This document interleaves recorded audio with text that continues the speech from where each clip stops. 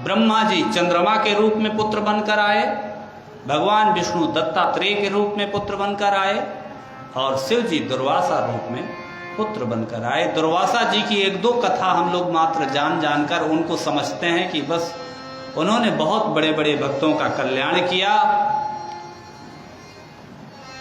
एक बार दुर्वासा जी स्नान कर रहे थे, आगे द्रौपदी स्नान कर रही थी। दुर्वासा जी की लंगोटी बह गई, बेचारे सकुचा गए, कैसे बाहर निकलूं, आगे स्त्री है। द्रौपदी पहचान गई, उसने अपने आंचल का एक टुकड़ा निकाला और बहा दिया।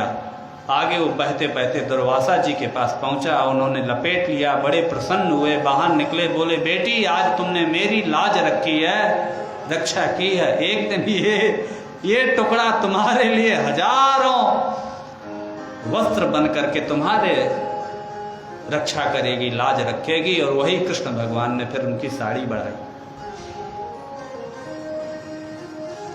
एक बार दुर्वासा ऋषि काशी आ गए, बोले यहाँ पर सुनते हैं बड़े बड़े सिद्ध महात्मा ब्राह्मण तपस्या करते हैं और शिव जी बड़े प्रसन्न हो जाते हैं, सबको फल देते हैं। देखे बड़ा सुंदर था, सब जगह साधना हो रही थी, वेद मंत्र हो रहे थे।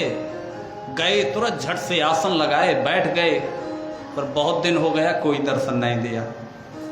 परेशान हो गए, बोले मेरे आने पर ये हिम्मत काशी तुम्हारी, रुको मैं पूरी काशी को ही श्राप देता हूं। लगे काशी को श्राप देने सभी देवी देवता, रे महाराज ऐसा मत करिए। तो बोले क्यों नहीं?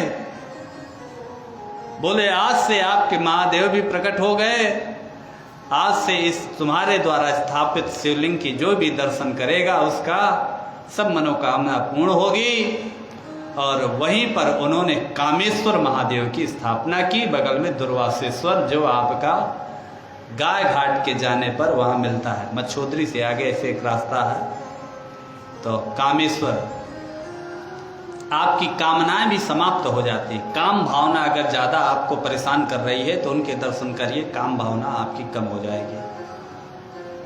वहाँ पर 12 आदित्यों में एक आदित्य भी विराजमान है। अरे आपके पास भी कल एक कथा कर रहे थे जालंधर की, यहाँ जालंधरेश्वर महादेव भी हैं, सीढ़ी पर ही होंगे, आप देखे होंगे, यहीं बिल्कुल पास में मंदिर के पीछे। वही जालंधर ने स्थापना की थी।